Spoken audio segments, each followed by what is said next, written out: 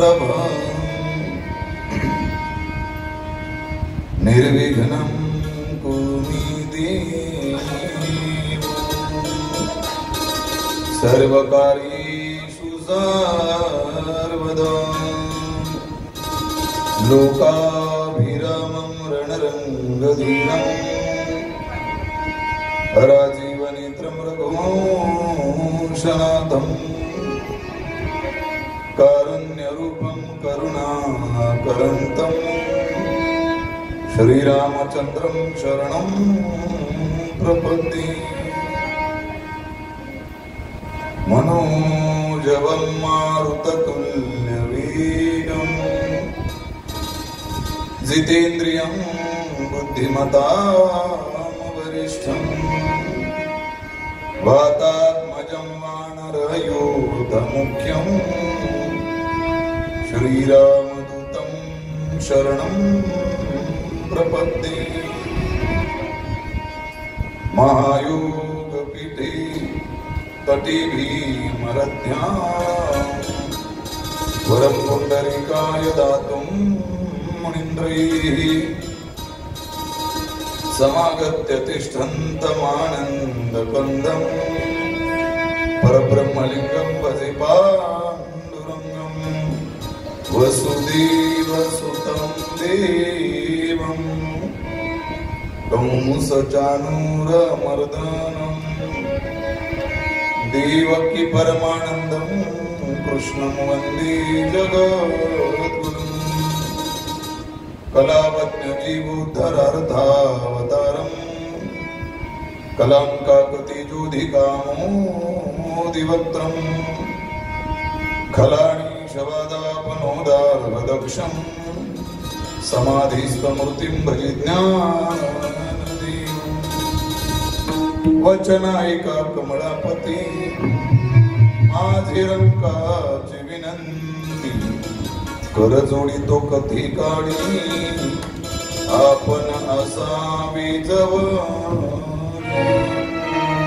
गोपाल कृष्ण भगवान की जय वृंदावन धाम की जय श्रीमद् भागवत पुराण की जय राधा रानी की जय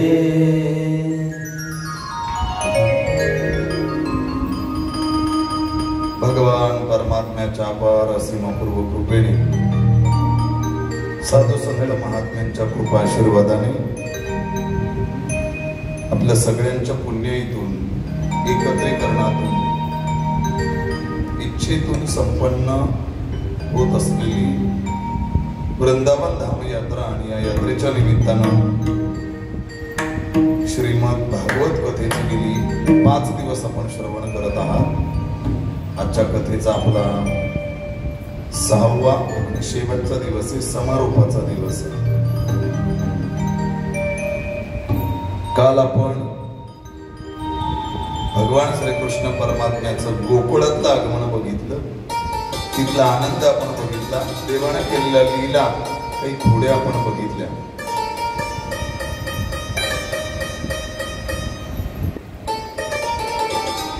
भगवान परमात्म्याने अनेक वेगवेगळ्या लीला केल्या. भगवान परमात्म्याच्या लीला जर सांगायला गेलो 8 दिवसाचा सप्ताह करावा लागेल तरी भगवान परमात्म्याच्या लीला काय होणार नाही,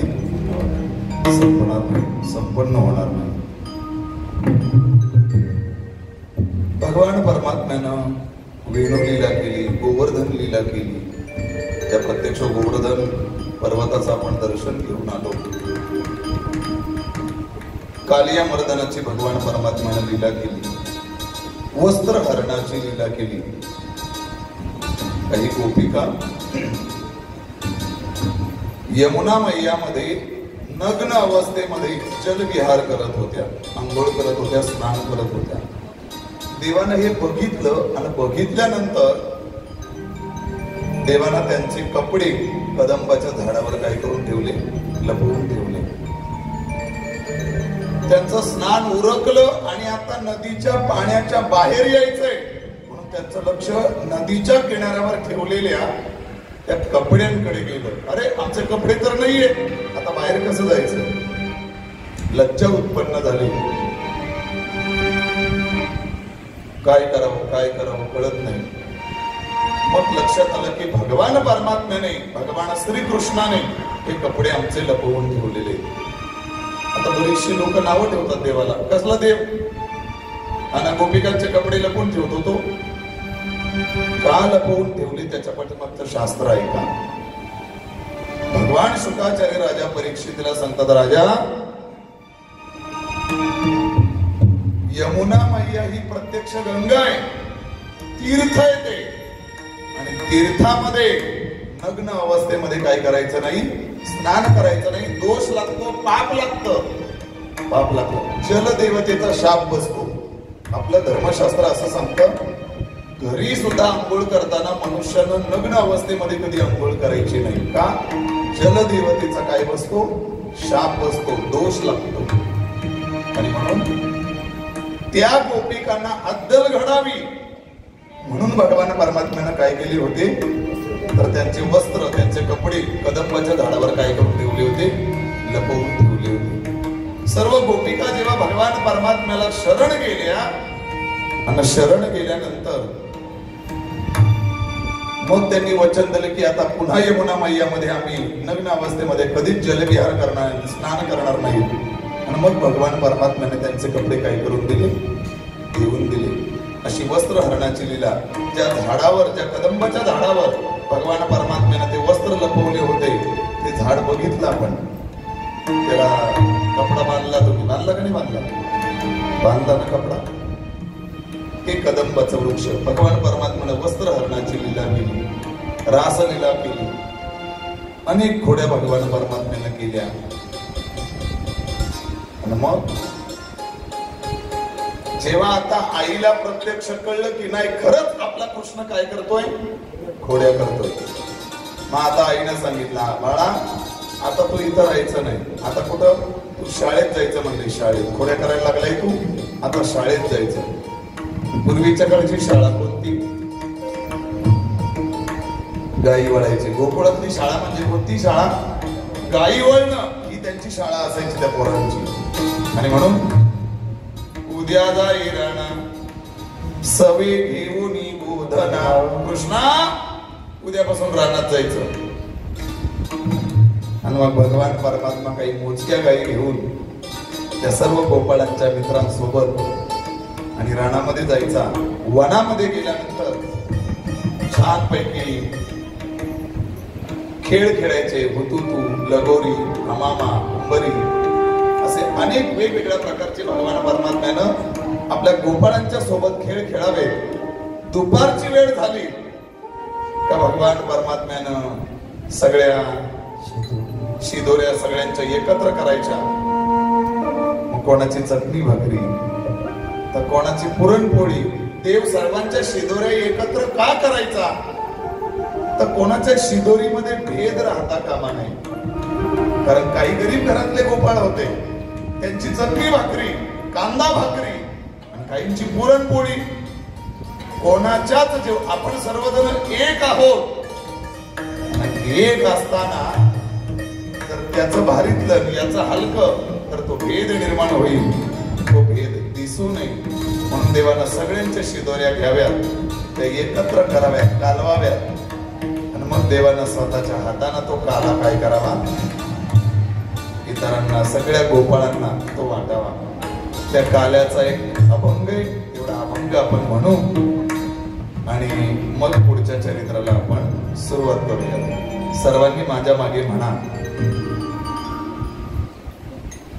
शिंके लावियले दुरी, शिंके लावियले दुरी, होतो तिघांची मीवरी, होतो तिघांची मीवरी, होतो तिघांची मीवरी, होतो तिघांची मीवरी, होतो तिघांची मीवरी, होतो तिघांची मीवरी. तुम्ही वारे दोहीकडे, तुम्ही वारे दोहीकडे, मुख पसरोनी गडे, मुख पसरोनी गडे, मुख पसरोनी गडे, मुख पसरोनी गडे, मुख पसरोनी गडे, मुख पसरोनी गडे.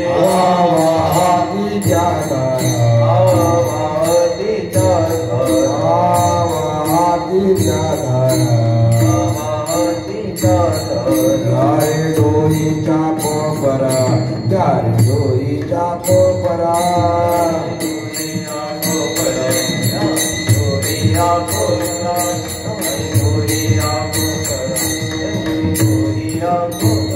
तुम्ही वारे डोईकडे वारे डोईकडे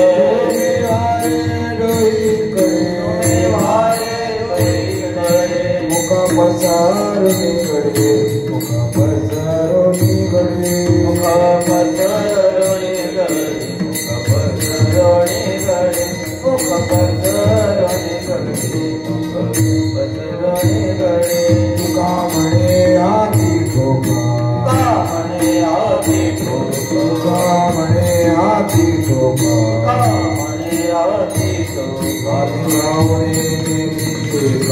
आदि कोणे ने देखा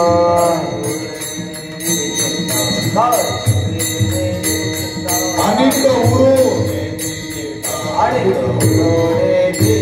तुम्ही वारे डोळे करे वारे डोळे करे वारे डोळे करे वारे डोळे करे बाबा सारणीकडे पसारणीकडे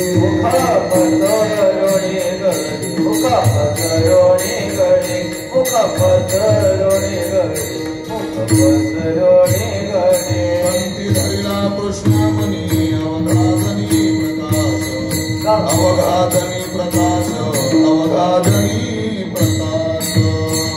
कृष्णमणी अवघातनी प्रकाश अवघातनी प्रकाश अवघातनी प्रकाश कालावा तू एकोमेका वैष्णवनिका संभ्रम वैष्णवनिका संभ्रम वैष्णवनिका संभ्रम कालावा तू एकोमेका वैष्णवनिका संभ्रम वैष्णवनिका संभ्रम वैष्णवनिका संभ्रम वाकुल्या ब्रह्मादिका उत्तम लोकादाकौ उत्तम लोकादाकौ उत्तम लोकादाकौ वाकुल्या ब्रह्मादिका उत्तम लोकादाकौ उत्तम लोकादाकौ उत्तम लोकादाकौ तुका म्हणे भूमंडळी आम्ही बळी विरगाडे आम्ही बळी विरगाडी आम्ही बळी विरगाडी म्हणे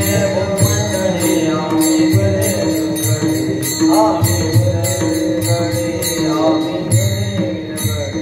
कालावा तू एकोमिका वैष्णवनिका संभ्रम वैष्णवनिका संभ्रम वैष्णवनिका संभ्रम कालावा तू एकोमेका वैष्णवनिका संभ्रम वैष्णवनिका संभ्रम वैष्णवनिका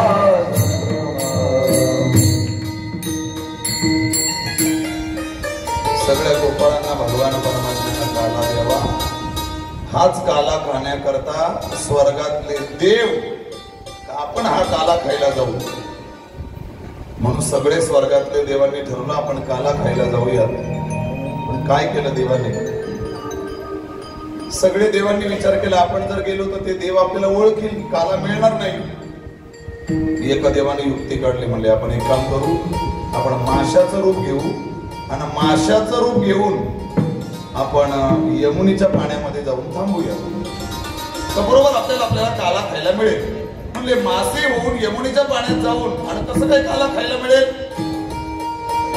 ते देव म्हणाला, म्हणले भगवान श्रीकृष्ण परमात्माने सगळे गोपाळ काला खाऊन झाला हात धुवायला कुठे येतात? यमुनेवर येतात. मग त्यांच्या हाताला जे खरकट लागलेलं असतं ते हात त्यांनी त्या यमुना मैयामध्ये धुतले तर ते खरकट त्या पाण्यात पडेल आणि आपल्याला तो काला काय करायला मिळेल? खायला मिळेल. काय आश्चर्य बघा, किती भाग्यवान आहोत आपण.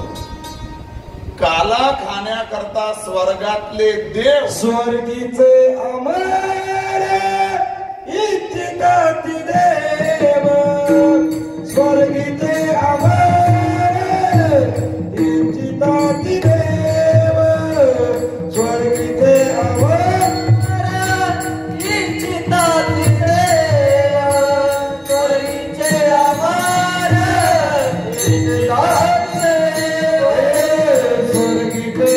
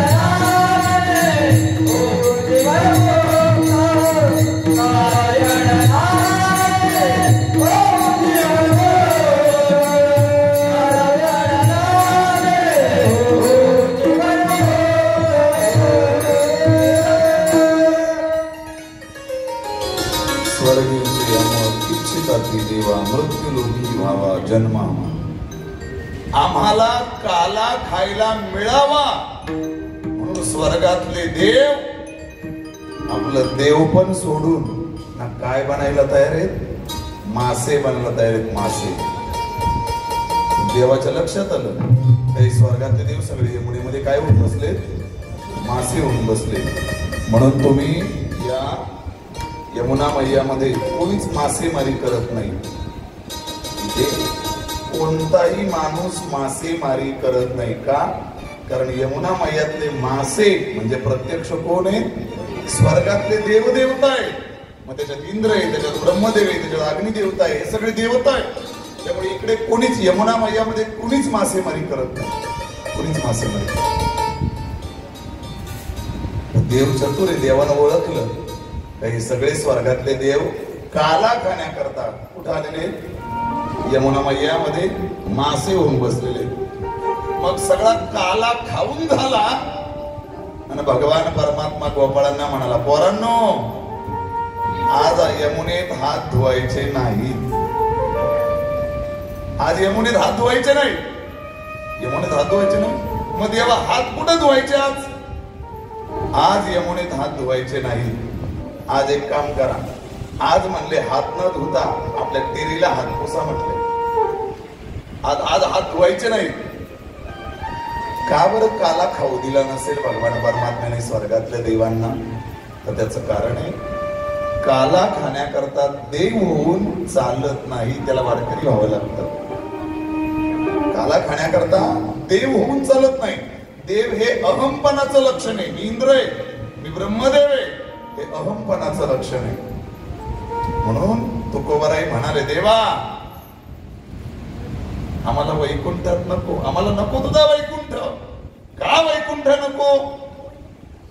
तर जो काला आम्हाला या मृत्यू लोकात खायला मिळतोय, वैकुंठात गेल्यावर तो ज्या चुका कारणे देव वेडावला, ज्या चुका कारणे देव वेडावला, वैकुंठ सोडून संत सदानी राहिला, वैकुंठ सोडून संत सदानी राहिला.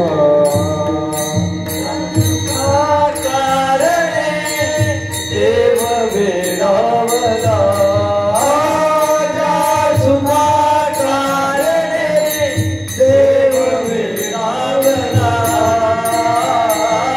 वैकुंठ सोडून संत चरणी राहिला, वैकुंठ सोडून संत चरणी राहिला. धन्य धन्य ते वैष्णव सदाना, धन्य धन्य ते वैष्णव सदाना, धन्य धन्य ते वैष्णव सदाना, धन्य धन्य ते वैष्णव सदाना. देते लक्ष्मी नारायण, देते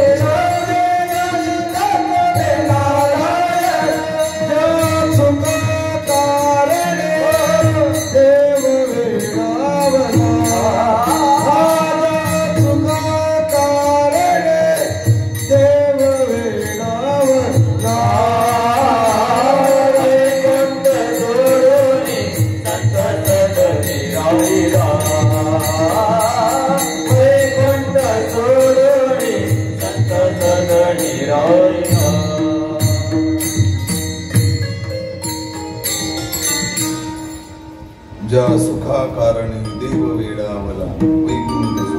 संत सदनी राहिला.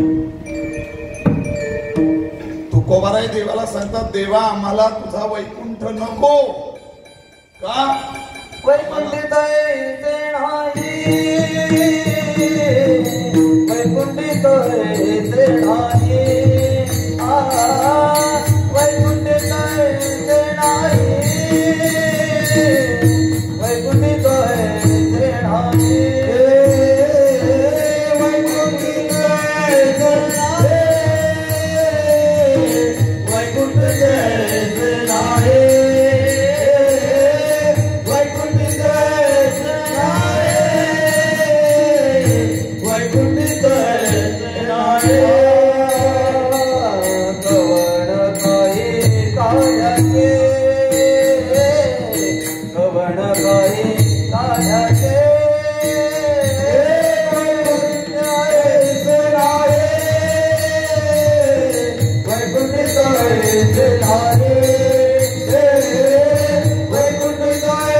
नाही, वैकुंठित यायचे नाही, वैकुंठितो ऐसे नाही कवण काही काल्याचे. वैकुंठ मिळेल, काला नाही मिळणार. काला खाण्याकरता याच मृत्यू लोकांमध्ये. म्हणून तर तुकोबाराय म्हणाले, तुका म्हणे गर्भवासी सुखी घालावे आम्हासी. कारण इथे जो आनंद आहे तो स्वर्गात नाही, इथे जो आनंद आहे तो वैकुंठात सुद्धा तुम्हाला मिळणार नाही, कदाचित मिळणार नाही. नको वैकुंठीचा वास, नको नको वैकुंठीचा वास, आहे तया सुखानाश, आहे तया सुखानाश. नको देवा आम्हाला वैकुंठ. आम्हाला तू एक काम कर. काय कर? मी भक्त तू देव ऐसे कर. मी भक्त आणि तू देव, बस हेच नातं आम्हाला पाहिजे. त्याच्या पलीकडे दुसरं काहीच नको. नको ब्रह्मज्ञान आत्मस्थिती भाव, मी भक्त तू देव ऐसे कर. नको ब्रह्मज्ञान, नको ज्ञानी बनवू आम्हाला. नको आम्हाला ते ब्रह्मज्ञान नकोय, काही नकोय. कारण ब्रह्मज्ञान झालं की मनुष्य अभिमानी बनतो. ज्ञानाचा एक स्वभाव आहे, काय? मनुष्याकडे जेव्हा ज्ञान येत ते ज्ञान एकटं येत नाही. ज्ञानोबाराय बोलतात बरं, ज्ञानोबाराय म्हणतात ज्ञान जेव्हा मनुष्याकडे येतं ते एकटं येत नाही, त्याच्या सोबत एक भुजंग येतो. भुजंग, भुजंग म्हणजे साप. भुजंग म्हणजे साप. कोणता? अहंकार. अहंकार रूपी साप त्याच्या सोबत येतो. म्हणून ज्ञान आलं की त्याच्या सोबत अहंकार येतो. नको तेव्हा ते ज्ञान आम्हाला, नको ब्रह्मज्ञान. एकच काम कर, एकच नातं ठेव. मी भक्त आणि तू देव. त्याच्या पलीकडे दुसरं नातच नको आम्हाला. काही नको देवा याच्यापेक्षा आमच्याकडे. म्हणून वारकरी संप्रदाय, या जगामध्ये खूप संप्रदाय, अनेक वेगवेगळे संप्रदाय आहेत. पण काला फक्त एकाच संप्रदायामध्ये होतो. कुठे? वारकरी संप्रदायामध्ये. अनेक संप्रदाय आहेत जगाच्या पाठीवर, प्रचंड संप्रदाय आहेत. पण काला हा फक्त आणि फक्त कुठे? वारकरी संप्रदायामध्ये. म्हणून मी कायम बोलतो, मनुष्याला आपल्या जीवनाचा काला करता आला पाहिजे. जीवनाचा काला करता आला पाहिजे म्हणजे या तुमच्या एकमेकीला भानगडी होतात तेव्हाही तुम्ही बोलता एकमेकीला तुझा काला होते तिकडं. मग तो काला का? विष्णू दादा तो काला नाही. काला म्हणजे जीवनाची परिपूर्णतम अवस्था, जीवनाचं परिपूर्णतम, जीवनाचा काला करता आला पाहिजे. ध्यानात ठेवा, ज्याच्या आयुष्याचा काला झाला तो मुक्त झाला. तुकोबारायांचा काला विचारा तुकोबारायांना. तुकोबाराय शेवट तो भला माझा बहु गोड झाला, याप्रमाणे काला. आणि कशामुळे झाला? आलो निजाच्या माहेरा भेटी रखुमाईच्या वरा. देवाला आपलं सगळं का आपल्याही जीवनाचा काला झाल्याशिवाय राहणार नाही. गोड झालं पाहिजे, शेवट गोड झालं पाहिजे. कशानं होईल गोड?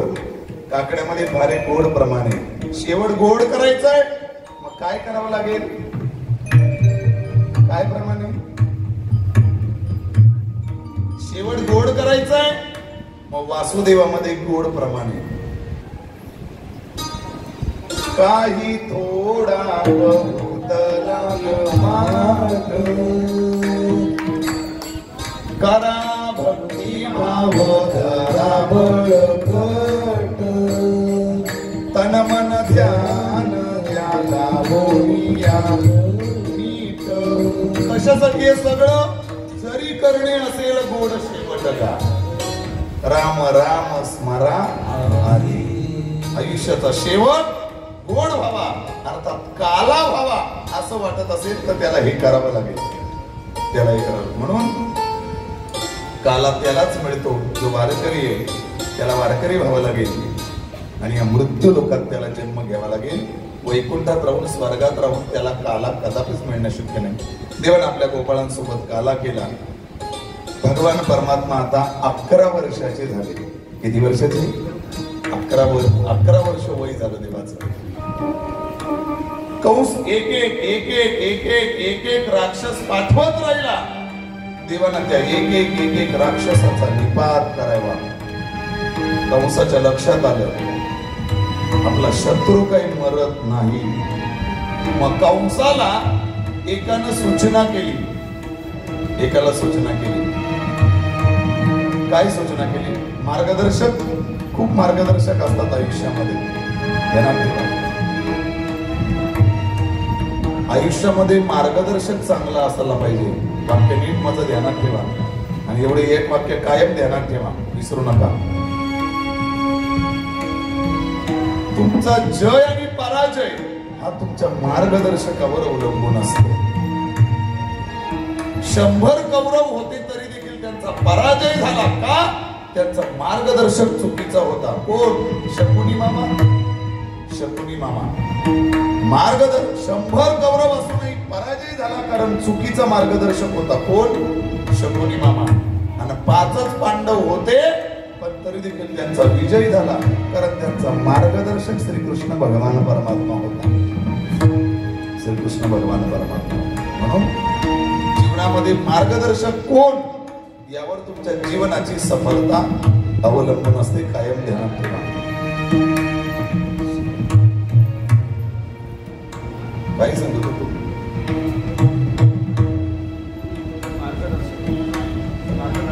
मार्गदर्शक झालं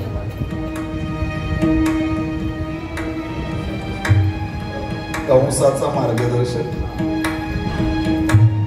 त्या कंसाच्या मार्गदर्शकाने त्या कंसाला सुचवलं काय गेली 11 वर्ष झाली तुम्ही तुमचा शत्रू मारण्याचा प्रयत्न करता पण तुमच्यानं काही शत्रू मरत नाही जेवढे राक्षस पाठवले ते सर्वच्या सर्व राक्षस त्याने काय केले मारून टाकले तुमचा शत्रू असा मरणारच नाही काय करा तुम्ही त्याला आपल्या भूमीत बोलवा कारण आपले शत्रू त्याच्या भूमीत जातात पण तो स्वतः त्याच्या भूमीत काय होतोय प्रत्येक जण आपापल्या भूमीमध्ये काय असतो बलवान असतो आपल्या गावात कोणी येऊन आपल्यावर दादागिरी करू दे बरं चालेल शक्य नाही प्रत्येक जण आपल्या भूमीमध्ये बलवान असतो कंसाला त्या लोकांनी सुचवलं तुम्ही चुकीचं केलं आतापर्यंत आपले सगळे प्रयत्न त्याला मारण्याचे त्याच्या भूमीत जाऊन केले आता एक काम करा त्याला आपल्या भूमीत बोलवा म्हटले इथं बरोबर त्याचा काटा काढू म्हटले मग काय निमित्त ठेवलं धनुष्य याग कंसाने निमित्त कसलं ठेवलं धनुष्य यागाचं निमित्त केलं आणि निमंत्रण पाठवलं कृष्ण बलराम दोघांनाही आणि निमंत्रण घेऊन आणि त्यांना आणायला कोणाला पाठवलं अक्रूरजीने पाठवलं अक्रूरजी गेले अक्रूरजी गोकुळामध्ये रथ घेऊन भगवान श्रीकृष्ण आणि बलरामाला आणायला कृष्णाला न्यायला आलोय कंसाने बोलवलंय कंस हा राजा आहे या परिसराचा आणि नंदबाबा हे गोकुळातले फक्त पाटील आहे त्या गोकुळाची त्यांना काय दिलेली आहे पाटील घे पण या सगळ्या परिसराचा राजा कोण आहे कंस हा राजा आहे सगळ्या गवळणी रडतायत यशोदा मैया रडते नंद बाबा रडतायत अक्रूरा काय एवढा निष्ठुर झालास रे कशाला आलास तू रथ घेऊन हा रथ देवाला नाही आमचा मृत्यू, आमचा प्राण न्यायला आलायस तू, प्राण देणार नाही आम्ही कृष्णाला, नेता येणार नाही तुला. भगवान श्रीकृष्ण परमात्मा समजवतेच सगळ्यांना, काळजी करू नका, मी लवकर परत येईल, मी लवकर परत येईल, मी लवकर परत येईल. प्रचंड रडतायत गोपिका, प्रचंड रडतायत. रथासमोर अंग टाकून दिलं गोपिकांनी, अंग टाकून दिलं. अक्रूरा, रथ न्यायचा असेल आमच्या अंगावरून न्यावा लागेल तुला, तसा रथ नेता येणार नाही तुला, आमच्या अंगावरून रथ न्यावा लागेल. भगवान परमात्म्याला सगळ्या गोपिका सांगायला लागल्या, देवा जर जायचं असेल तर आम्हाला पहिल्यांदा मार, आणि मग तू काय कर तिकडे जा, कारण तुझ्याशिवाय आम्ही जगूच शकत नाही. म्हणून मी काल एक वाक्य बोललो, वेडे व्हावं लागतं देवासाठी तर देव भेटतो. इतकी सोपी गोष्ट नाही, देव भेटणं इतकी सोपी गोष्ट नाही. आणि देव भेटणं इतकी सोपी गोष्ट असती तर तुकाराम महाराजांना संसारावर लात मारून भंडारा वगैरे गाठायची गरज लागली नसती. लक्षात ठेवा, सोपं नाही. ध्रुव बाळाला घर सोडावं लागलं नसतं, देव इतका सोपा असता तर फार अवघड गोष्ट आहे. गोपिकांची प्रचंड अचाट भक्ती होती गोपिकांची, गोपिकांसारखी भक्तीच नाही, भक्तीच नाही. वेड्या व्हायच्या गोपिका, वेड्या. एक गवळण दही दूध विकायला मथुरेच्या बाजाराला गेले. देवासाठी किती वेड्या व्हायच्या, किती देहभान विसरायच्या, त्याच्यासाठी सांगतोय मी. गेली ती आणि सगळा बाजार झाला, सगळा बाजार रिकामा झाला. ती गवळण तिथेच उभी आहे, कोणीच नाही बाजारात, सगळी माणसं गेलेली, बाजार संपलेला आहे. तुकोबाराय तिथून चालले होते. तुकोबारांनी तिला विचारलं, का ग बाई अजून बाजारातच आहेस, आणलेला माल तुझा विकला नाही का अजून? सगळा विकलाय म्हणते. सगळा विकलाय, मग इथं का बरं उभी आहेस, घरी जा ना तू, तू घरी जा. असं म्हटल्यावर ती गवळण तुकोबारांना म्हणाली, मला घरी जाता येणार नाही. घरी जाता येणार नाही? का बरं तुला घरी जाता येणार नाही? तर ती गवळण म्हणाली, आज मी माझ्या घराचा रस्ता विसरले. तुकोबारे म्हणले, तू आज फर्स्ट टाइम आली आहेस का या बाजारामध्ये, पहिल्यांदा आली आहेस का? नाही म्हणले, रोज येते. रोज येते? मग रोज जर तू बाजाराला येतेस आणि रोज बरोबर आपल्या घरी जाते, आजच नेमकी घराचा रस्ता कशी विसरलीस? इथं 8 दिवसात 12 भजन धामचा रस्ता लोकांचा पाठ झालाय आणि तू रोज बाजाराला येतेस, तू आज रस्ता कशी विसरलीस? तेव्हा ती गवळण तुकोबारांना उत्तर देते,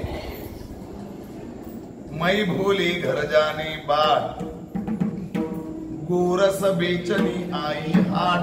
आणि कोणामुळे रस्ता विसरले तर कान्हारे मन मोहन लाल, सबही विसरू देखी गोपाल. तर कान्हाला बघितलं आणि माझ्या घराचा रस्ताच मी काय झाले, विसरून गेले, रस्ता विसरला. तुम्ही घेतलं ना देवाचं दर्शन, घेतलं ना, झालं का असं तुम्हाला? रस्ताच विसरले झाला असं?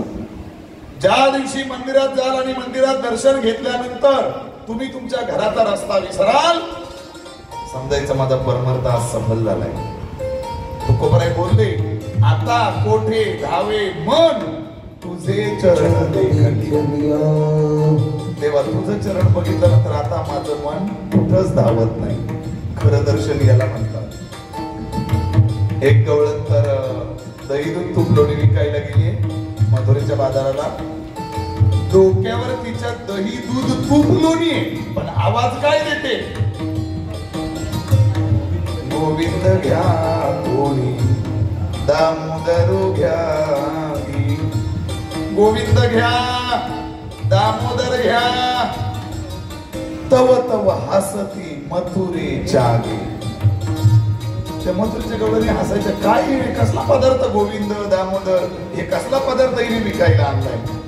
इतकी गवळणींची वाईट अवस्था व्हायची, इतकी अवस्था व्हायची. मोबाईलवर कधीतरी बासरी ऐका तुम्ही, बासरी प्रामाणिकपणे मन लावून ती बासरी ऐकली ना तुम्ही मंत्रमुग्ध व्हाल. मग मोबाईल वरची जर बासरी ऐकताना आज मनुष्य मंत्रमुग्ध होतो, तर प्रत्यक्ष भगवान परमात्मा आपल्या मुखानं जी बासरी वाजवत होता, त्या वेणूच्या नादानं त्या गवळणी वेड्या नाही होणार.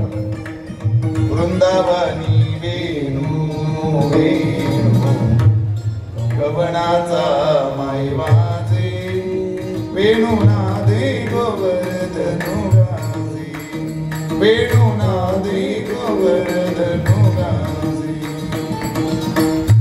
यमुना जळा स्थिर स्थिर आहे. काय व्हायचं वेणू वाजायला लागल्यावर? हे यमुना मैयाचं पाणी आहे ना, हळूहळू व्हायचं, थांबायचं ते जागेवर. का? वेणू ऐकण्यासाठी. सूर्य पळभर थांबायचा, क्षणभर थांबायचा. बाळा असताना देवो विसरली माय हो वृंदावनी वेणू. आपल्या घरी छोटस बाळ आहे, त्याला मला घरी जाऊन वाजायचंय, विसरून जायच्या गवळणी. सासू सासऱ्याची नाही मर्यादा, विसरल्या काम धंदा विसरून जायच्या. सासू सासऱ्याची मर्यादा नाही. पती सुखाचा विसर पडला, पती सुखाचा विसर पडून जायचा. अजून काय व्हायचं? देवाचा वेणू वाजायला लागल्यावर गाई व्याघ्र एके ठाई झाली. गाय आणि वाघ एकत्र बसायचे. गाय आणि वाघ कधी एकत्र दिसतो का आपल्याला? पण वेणू वाजायला लागला की वैरभाव विसरून जायचे आणि गाय आणि वाघ एके ठिकाणी बसायचे ते वेणूचा नाद ऐकल्यावर. काय त्या भगवान परमात्म्याचं आणि तो वेणू वाजवणं असेल. ती बासरी वाजवायची नरेशजी. एकदा एकानं त्या बासरीला विचारलं. कोणाला? भगवान परमात्मा जी बासरी वाजवायचा ना, त्या बासरीला एके दिवशी एकानं विचारलं, काय ग बासरी, किती भाग्यवान आहेस तू, काय पुण्य कमावलंयस तू, प्रत्यक्ष भगवान परमात्म्याच्या ओठाचा तुला स्पर्श होतोय, किती भाग्यवान आहेस तू. त्या बासरीनं फार गोड उत्तर दिले. ती बासरी म्हणाली, मी भगवान परमात्म्याच्या इतक्या जवळ आहे, त्याचं कारण मी तशी नाही जवळ झाले, मी आतून अगोदर पोकळ झाले आणि मग मी देवाच्या ओठाला स्पर्श करू शकले. आतून पोकळ पाहिजे माणूस. आतून पोकळ पाहिजे म्हणजे निर्विकारी पाहिजे. विकार नको अंतःकरणामध्ये, कुठला राग नाही, द्वेष नाही, अहंकार नको, काम नको, क्रोध नको. आतून मोकळा पाहिजे. आतून पोकळ झालं का देव त्याला जवळ करतो. देव त्याला जवळ करतो.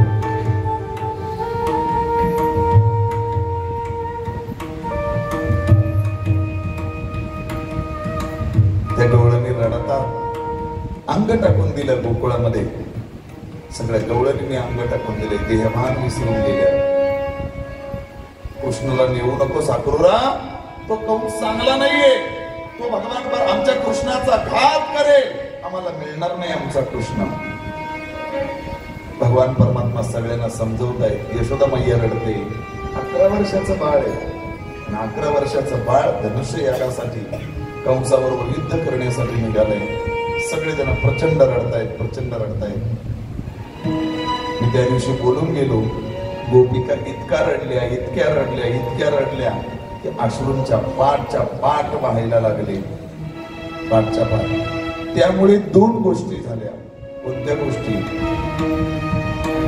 यमुना मैया खारड झाली आणि त्या पाण्यानं, त्या अश्रूनेची माती गोकुळातली भिजली.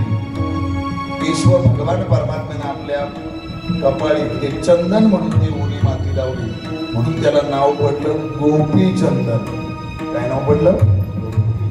गोपी चंदन. मी काल एक वाक्य बोललो होतो, केलं का ते कोणी?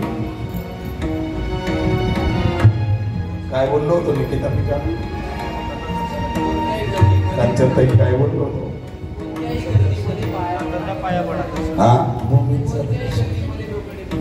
जेव्हा वृंदावनामध्ये तुम्ही जाल फिरायला कुठल्याही रस्त्यावर, आपलं मस्तक, आपलं कपाळ त्या भूमीला टेकवा, दर्शन घ्या. ते चरण रज आपल्याला स्पर्श करते. काल रात्री 1:30 वाजता जावाय आणि नरेशजी वेखंडे, नरेशजी तिवरे एका साधूच्या दर्शनाला गेले होते. या वृंदावनामध्ये फार मोठे साधू आहे, त्यांचं नाव आहे प्रेमानंदजी महाराज. फार मोठे साधू आहे. जन्मताच त्यांच्या दोन्ही किडन्या फेल आहे. दोन्ही किडन्या फेल. त्यांचं वय आता जवळजवळ 80 वर्षाच्या पुढे असेल. दोन्ही किडन्या फेल आहे. मग काही टीव्ही चॅनलवाले, न्यूज चॅनलवाले, मीडियावाले आले, त्यांना विचारलं का हो, तुमच्या दोन्ही किडन्या फेल आहेत, तुम्ही कसे काय जगले? फार गोड उत्तर दिलं त्यांनी. ते म्हणाले, माझ्या दोन्ही किडन्या फेल आहेत, शरीरातल्या दोन्ही किडन्या फेल आहेत, पण मला 2 नवीन किडन्या मिळाल्या. कोणत्या 2 किडन्या नवीन मिळाल्या? ते म्हणाले, एक राधा आणि एक कृष्ण. या 2 किडन्यांच्यावर मी आज जिवंत आहे. दोन्ही किडन्या फेल आहेत. फार मोठे मोठे स्वतः देशाचे पंतप्रधान नरेंद्र मोदी काय काय काय काय भले भले त्यांच्या समोर नतमस्तक होतात. रात्री 2:30 वाजता त्यांच्या आश्रमातून निघतात. त्यांच्या जे राहण्याचं ठिकाणी तिथून रस्त्यानं पायी जातात. 1000 लोक रस्त्यानं उभे असतात दोन्ही बाजूला. लांबूनच दर्शन, हाताला पायाला स्पर्श लावून देत नाही. आता बघा, जेवढे वृंदावनात आपण फिरलो, एक सुद्धा मूर्तीला आपल्याला स्पर्श करून दिला नाही. काय त्याचं कारण आहे? देवाला स्पर्श करण्या इतपत आपण पवित्र नाहीये. आपण पवित्र नाहीये. पडदा ओढतात 5-5 मिनिटाला. काही पैसे मागायला पडत असतील, पण त्याच्या पाठीमागचा भाव असा आहे, देवाचं रूपच इतकं सुंदर आहे, न जाणो कोणाची देवाला काय लागेल, दृष्ट लागेल. देवाची रोज रात्री झोपताना दृष्ट काढतात. वृंदावनामध्ये रोज रात्री दृष्ट काढतात देवाची, कारण देवाचं रूपच तितकं काय. राजस कुमार मदनाचा पुतळा, राजस कुमार मदनाचा पुतळा, राजस कुमार मदनाचा पुतळा, राजस कुमार मदनाचा पुतळा, राजस कुमार मदनाचा पुतळा, राजस कुमार मदनाचा पुतळा, राजस कुमार मदनाचा पुतळा, राजस कुमार मदनाचा पुतळा, रवी शशिकळा गरिया, रवी शशिकला लोपरिया, राजस कुमार मदनाचा पुतळा, राजस कुमार मदनाचा पुतळा, रवी शशिकला लोपरिया, रवी शशिकला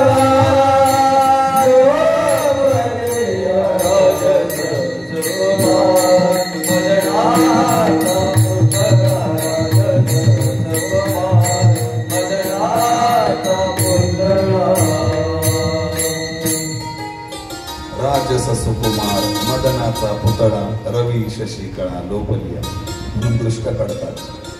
3 वेगवेगळ्या प्रकारच्या कृपा असतात. स्पर्श कृपा, नेत्र कृपा, अशा वेगवेगळ्या प्रकारच्या कृपा असतात.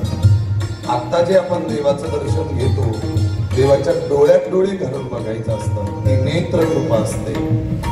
जेव्हा तुम्ही एखाद्या गुरूंचं दर्शन घेता, साधूचं दर्शन घेता, आणि त्यांनी जर का तुमच्या डोक्यावर हात ठेवला, तर ती स्पर्श कृपा असते. स्पर्श कृपा म्हणून वेगवेगळ्या प्रकारच्या त्या आहेत. निघाले भगवान परमात्मा. सगळ्यांना आशीर्वचन दिलं देवाने, घाबरू नका, मी नक्की परत येईल. समजावलं सगळ्यांनी देवाला. रडतायत प्रचंड गोपिका देहवान विसरून. अक्रूरजी रथावर बसलेले, भगवान परमात्मा आणि बलराम दादा रथामध्ये बसले. सगळ्या गोपिका अक्रूरजीला शिव्या द्यायला लागल्या. नको नको ते बोलायला लागल्या. नको नको ते बोलायला लागल्या. भगवान परमात्म्याने अक्रूरजींना आदेश दिला, रथ गोकुळातनं निघाला. रथ गोकुळातून निघाल्यानंतर मथुरेमध्ये रथ पोहोचला. अख्खी मथुरा भगवान परमात्म्याला बघण्याकरता देवाच्या दर्शनाकरता आतुरलेली होती. कोण 11 वर्षाचा बालक आहे आतापर्यंत ज्याने कंसाने एवढे राक्षस पाठवले, ते सगळे राक्षस त्याने काय केले, मारून टाकले. म्हणून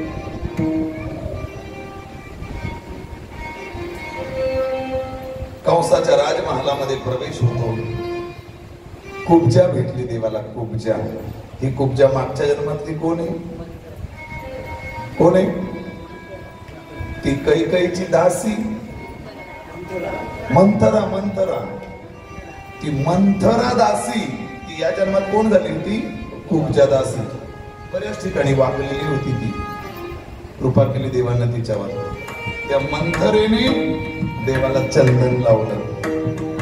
चंदन लावल्यानंतर त्या मंथरेच्या पाठीवरनं देवानं मानेवरनं हात फिरवला. सुंदर असं रूप तिला देवानं दिलं. जी वाकलेली होती सगळं छान तिला बनवलं. देव पुढे सरकतायत. बलराम दादा आणि कृष्ण पुढे सरकतायत. 2 मल्ल पाठवले कंसाने त्यांना मारण्याकरता. कोणते मल्ल पाठवले? एक चानूर नावाचा मल्ल आणि एक मुष्टिक नावाचा मल्ल. दोघांना पाठवलं. दोघांबरोबर घनघोर असं युद्ध झालं. पैलवान होते दोघही. पण 11 वर्षाचा भगवान आणि 11.5 वर्षाचा बलराम दादा, दोघांनी देखील काय केलं? त्या मुष्टिक आणि चानूर नावाच्या मल्लांना ठार करून टाकलं, मारून टाकलं. प्रचंड त्या कंसाच्या महालामध्ये जेव्हा प्रवेश केला, प्रचंड नगारे वाजत होते. जिकडे तिकडे नुसता जयघोष होत होता. प्रचंड नगारे वाजत होते. जिकडून तिकडून नुसता महालामध्ये आवाज घुमत होता. आवाज घुमत होता. आता मात्र प्रचंड एक मोठा हत्ती पाठवला पिसळलेला. त्या हत्तीला देखील भगवान परमात्म्याने बलराम दादानं ठार केलं. त्या हत्तीचा दात काढला आणि तो हत्तीचा दात खांद्यावर घेऊन भगवान श्रीकृष्ण परमात्मा पुढे सरकला. डायरेक्ट आता कंसाच्या राजसिंहासनावर भगवान परमात्मा पोहोचले.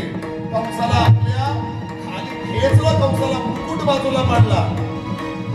आता सांगितलं कंसाला, माझ्या आई वडिलांना तू कैदेमध्ये ठेवलंस, माझी 6 भावंड तू मारलीस, पण लक्षात ठेव, तू जरी माझ्या आई बापांना मारलं होतंस, आई बापांना माझ्या त्रास दिला होतास, कैदेमध्ये ठेवलं होतंस, तुला असं वाटत होतं मी प्रचंड बलवान आहे, पण या जगामध्ये माझ्यापेक्षा दुसरा बलवान या जगात कोणी नाही. जर तू मला शरण आला असतास तर आज कदाचित चित्र वेगळं दिसलं असतं. पण ही तुझ्या पापाची फळा, शेवटचा दिवस आहे तुझा, बस आता शेवटचा घटका मोजायला सुरुवात कर. आणि मग भगवान परमात्म्यानं कंसाला ठार मारलं. सगळे नगारे वाजवणं बंद झालं. सगळे नगारे बंद झाल्यानंतर त्या कंसाची प्राणज्योत त्याच्या शरीरातनं निघाली आणि भगवान परमात्म्यानं आपल्या शरीरामध्ये ती प्राणज्योत विलीन करून घेतली. का बरं कंसाची प्राणज्योत देवाच्या ते याच्यामध्ये मालवली? तर त्याचं कारण होतं, देव प्राप्त करताना एकतर शत्रू बनून किंवा एकतर देवाचा भक्त बनून. देवाचा भक्त बनून फार मोठी कथा आहे, मला सांगायला वेळ नाही आता. आपल्याला लग्नाची घाई करायची आणि बाजारात परत आपल्याला जायचंय प्रेम मंदिराकडे, त्यामुळे सांगायला वेळ नाही. सगळंच आताच एकदाच सांगितलं तर परत कोणी कथा ऐकायला येत नाही, त्याच्यामुळं काही राखून ठेवायला लागतंय. ऐका, कंस मामा भगवान श्रीकृष्णाचा शत्रू होता, पण शत्रू असून देखील सतत विचार कशा डोक्यात काय होता? कृष्ण कसा मरेल, कृष्ण कसा मरेल. रात्रंदिवस त्याच्या डोक्यात एकच विचार, कृष्ण कृष्ण कृष्ण कृष्ण. म्हणजे शत्रू असूनही नामस्मरण किंवा डोक्यात विचार कोणता आहे ना? आपण भक्त असून डोक्यात विचार कसला आहे? संसाराचा, संसाराचा आहे. म्हणून देवानं त्याची प्राणज्योत काय केली? आपल्यामध्ये सामावून घेतली. 14 वर्ष राज्य केलं देवाने मथुरेमध्ये. किती वर्ष? 14 वर्ष. विश्वकर्म्याला आदेश दिला, माझ्यासाठी एक सुंदर नगरी बनव. विश्वकर्म्याने देवासाठी सुंदर एक नगरी बनवली. ती नगरी म्हणजे द्वारिका नगरी. द्वारका नगरी गेल्या वर्षी जाऊन आलो आपण. जाऊन आलो. सोन्याची नगरी बनवली देवासाठी. द्वारका नगरी विश्वकर्माने बनवली. मग आता देवाने पुन्हा एकदा मथुरेचं राज्य सोपवून दिलं आणि भगवान परमात्मा द्वारकेला निघून गेले. मग आता देवाचा विवाह सोहळा संपन्न व्हायला पाहिजे म्हणून विदर्भ देशाची राजकन्या भीष्मक नावाचा विदर्भ देशाचा राजकन्या आहे. भीष्मक नावाचा राजा आहे आणि रुक्मिणी नावाची त्याची मुलगी आहे. रुक्मिणीचं माहेर आपलं महाराष्ट्र आहे. मला वाटतं आपण याला जेव्हा गेलो होतो रुक्मिणीचं याला रुक्मिणी मातेच्या मंदिरात मला वाटतं गेलो होतो आणि काहीतरी बंद होणार होतं मंदिर की काहीतरी असं होणार होतं. ते दुसऱ्या दिवशी मला वाटतं पंतप्रधान हा बेट द्वारका त्या रुक्मिणीचं माहेर आहे तिकडं काहीतरी. आपण बेट द्वारकेला भेटायला जाणार होतो सुदामाकडे, तेव्हा दुसऱ्या दिवशी पंतप्रधान तिथं येणार होते. पंतप्रधान येणार होते आणि ते सगळं बंद होणार होतं. तिथले लोक म्हणायला लागली फार भाग्यवान आहेत तुम्ही, कारण तुम्ही देवाच्या सासूरवाडीची लोक आलेत म्हणून कदाचित आज हे तुमच्या नशिबात मिळालं, नाहीतर हे तुम्हाला दर्शन मिळालंच नसतं. म्हटले मिळालंच नसतं. विदर्भ देशाची राजा आहे भीष्मक राजा आणि त्याचं रुक्मिणी नावाची त्याची कन्या आहे. त्या रुक्मिणीचा भाऊ एक त्याचं नाव आहे रुक्मी. त्याचं नाव काय? रुक्मी. त्याचा मित्र शिशुपाल त्याच्या बरोबर रुक्मिणीचा विवाह त्याने करून टाकला होता. पण रुक्मिणीला तो विवाह मान्य नव्हता. मग रुक्मिणीनं काय केलं होतं? अनेक कथेतून कीर्तनातून रुक्मिणीने भगवान श्रीकृष्ण परमात्म्याचं वर्णन ऐकलं होतं, चरित्र ऐकलं होतं. आणि कथा कीर्तनातून रुक्मिणीने देवाचं चरित्र ऐकल्यामुळे तिने त्याच वेळेस मनोमन ठरवून टाकलं होतं लग्न करेन तर कृष्णाशीच. बघितलं नव्हतं कृष्णाला, बघितलं नव्हतं, फक्त कथा कीर्तनातून कृष्णाचं चरित्र ऐकलं होतं आणि नुसतं ऐकूनच तिने ठरवून टाकलं होतं लग्न करेन तर श्री भगवान श्रीकृष्णाशी. आणि तिच्या भावाने मात्र लग्न ठरवलं कोणाशी? शिशुपाला बरोबर. भाऊ ऐकत नाही, वडील देखील ऐकत नाही. नाही तुला शिशुपाला बरोबरच लग्न करावं लागेल. मग काय केलं? एक 7 श्लोकांचं पत्र लिहिलं तिने. आणि भूदास नावाचा ब्राह्मण आहे, त्या भूदास नावाच्या ब्राह्मणाकडे ते पत्र दिलं. एवढं माझ्या भगवान परमात्म्याला पोचवा. जगातलं पहिलं प्रेमपत्र आहे. जगातलं पहिलं प्रेमपत्र आहे. पण ते प्रेमपत्र आपण लिहितो तसं नाही. आपण काही लिहितो ते प्रेमपत्रामध्ये, आपण लिहितो तसं नाही. 7 श्लोक लिहिले आणि ते पत्र उदासांकडे पाठवलं. भगवान श्रीकृष्ण परमात्म्याने ते पत्र वाचलं आणि त्या पत्रामध्ये रुक्मिणीने सांगितलं होतं, देवा आयुष्यात पती म्हणून मी स्वीकार करेन तर फक्त तुमचाच. तुमचं चरित्र, तुमचं वर्णन मी माझ्या कानानं ऐकलंय तेव्हा त्याच दिवशी मी मनोमन माझ्या मनातून पती म्हणून मी तुम्हाला वरलेलं आहे. आता माळ घालणं ही केवळ औपचारिकता असेल, तो एक व्यवहार असेल, पण माझ्या मनानं मात्र कधीच तुम्हाला पती म्हणून वरलेलं आहे. पती म्हणून वरलेलं आहे. मग जर माझ्या मनानं पती म्हणून मी तुम्हाला वरलेलं आहे तर दुसऱ्या बरोबर मी विवाह कशी करू शकते? कशी करू शकते? होणार नाही देवा, कदापि शक्य नाही.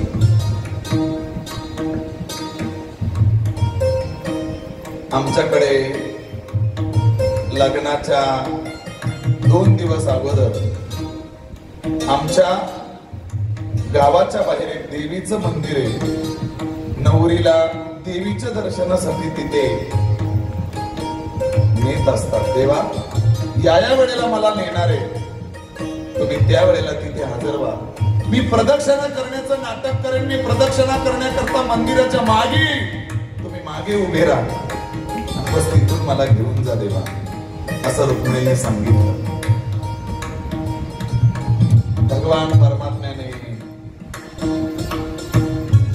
सांगितलं, बलराम जाऊ भैया, मला जायचंय. कुठं जायचंय? नाही म्हणले, आता तुझं काही काम नाही, मी एकटाच जातो म्हणते. कारण बलराम दादांना असं काम देवाला करूच दिलं नसतं. बलराम दादा मोठे, जसे बलराम दादा सांगायचे तसं भगवान परमात्म्याला काय करावं लागायचं? ऐकावं लागायचं. निघाले काही सेना घेऊन भगवान परमात्मा निघाले, मंदिराच्या मागे जाऊन उभे राहिले.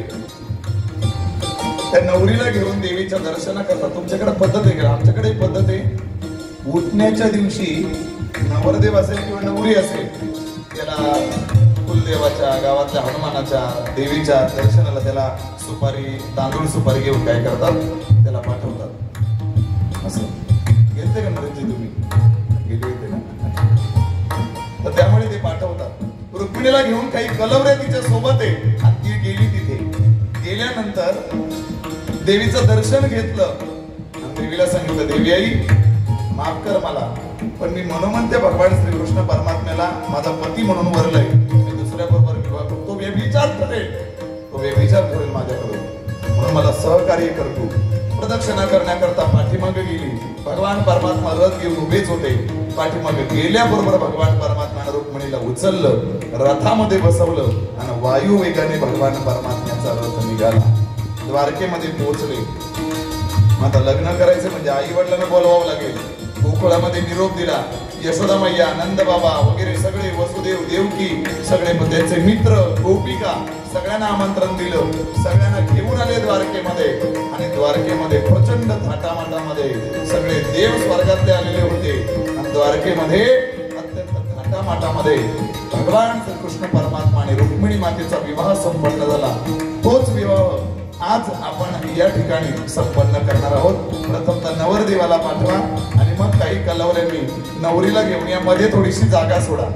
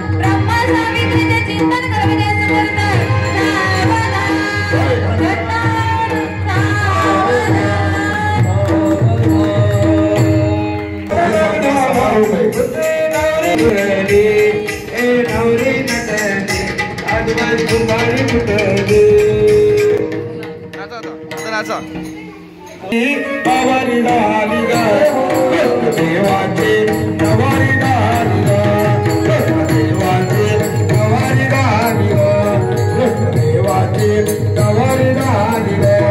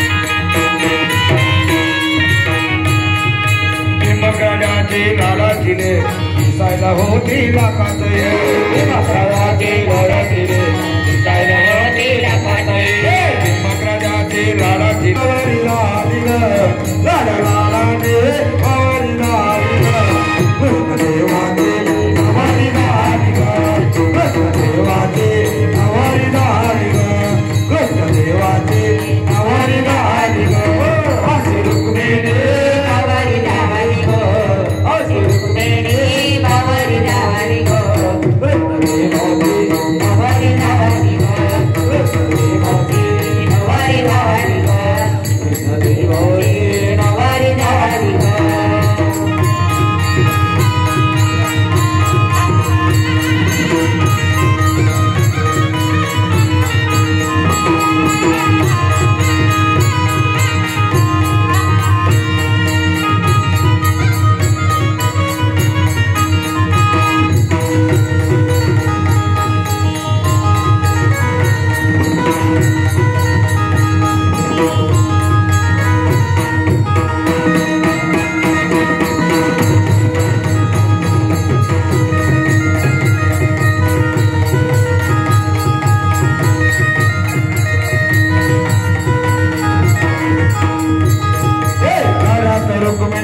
कृष्णाला बघून हसायचे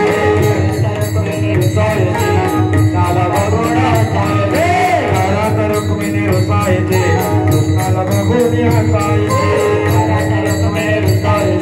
कृष्णाला बघून हसायचे वागाये प्रसन्न झाली वागाये प्रसन्न झाली रायाची नवरी झाली कृष्णदेवाची नवरी झाली कृष्णदेवाची नवरी झाली नवरी झाली रुक्मिणी नवरी झाली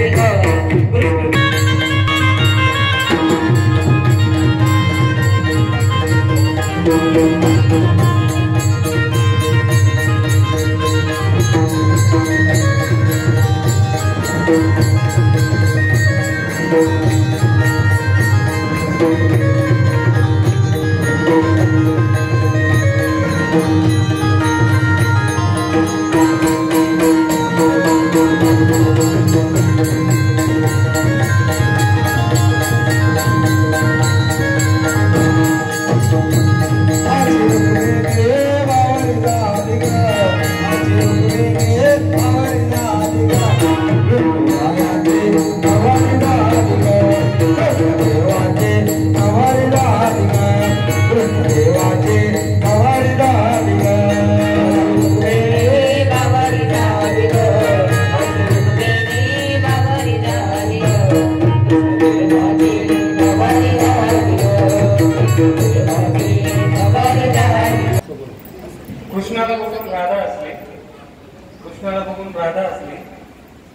तुझ्या माझ्या मनात बसली. वृंदावनातल्या कृष्णाला दिला तुळशीचा भोग, वृंदावनातल्या कृष्णाला दिला तुळशीचा भोग, योग रंगाला जुळून आला निशांत तुझ्याच्या लग्नाचा योग.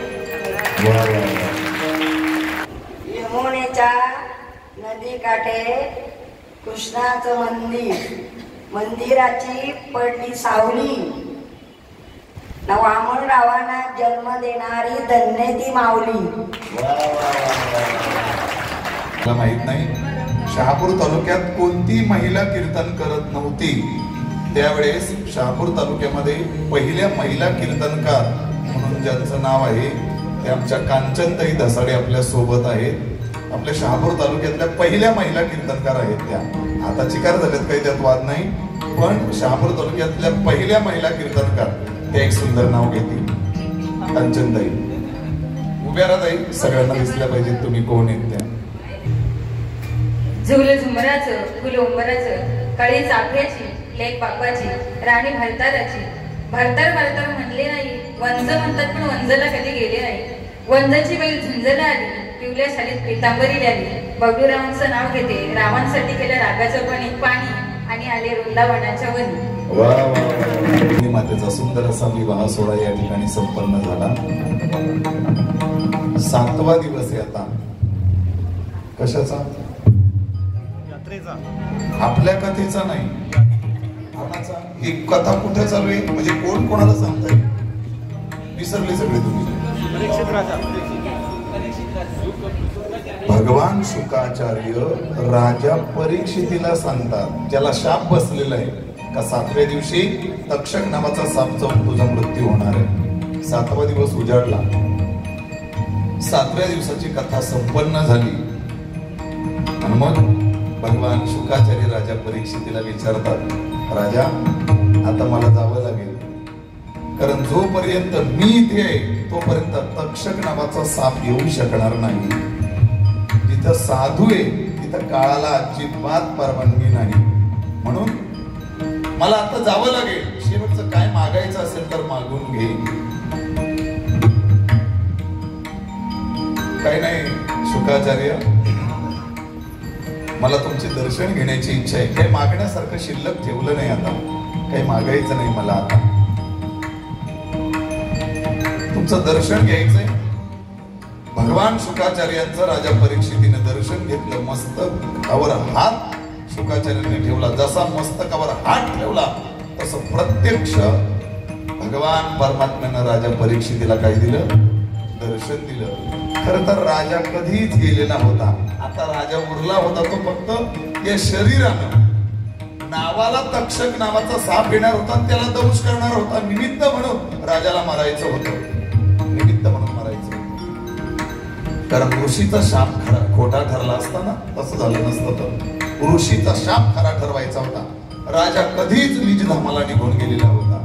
या शरीरानं फक्त नावाला राजा शिल्लक राहिला होता. भगवान शुकाचार्य राजा परीक्षितीला आशीर्वाद देतात. भगवान शुकाचार्य निघून जातात. तक्षक नावाचा साप येतो, राजाला दंश करतो. बस तेवढंच निमित्त होतं आणि राजा गतप्राण होतो.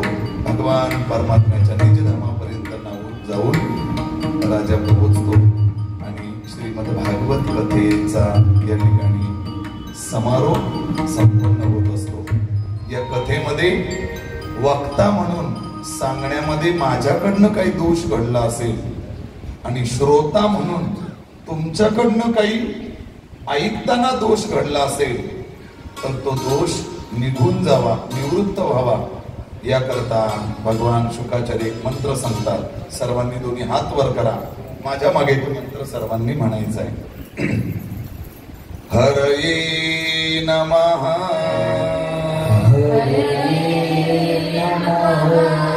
हरये नमः. हरये नमः. गोपाल कृष्ण भगवान की, राधा रानी की, भगवान शुकाचार्य की, वृंदावन धाम की, श्रीमद् भागवत पुराण की, यमुना मैया की. सर्वांच्या सहकार्यानं आज श्रीमद भागवत कथेचा या ठिकाणी समारोप होतोय. निशांत दादा आणि ऋतुजा या दोघांचा या विवाह सोहळ्याचा योग रुक्मिणी आणि भगवान श्रीकृष्ण परमात्मा यांच्या रूपामध्ये खरं तर त्यांचा हा विवाहाचा योग जुळून आला. फार भाग्यवान आहेत ते, प्रचंड भाग्यवान आहेत. तेव्हा आजच्या या वृंदावन धामामध्ये या निमित्तानं त्यांचा विवाह सोहळा संपन्न झाला. पण सगळ्यांच्या सहकार्यानं ही यात्रा अत्यंत गोड पद्धतीनं आपण सर्वांनी सहकार्य करून ती संपन्न केलेली आहे.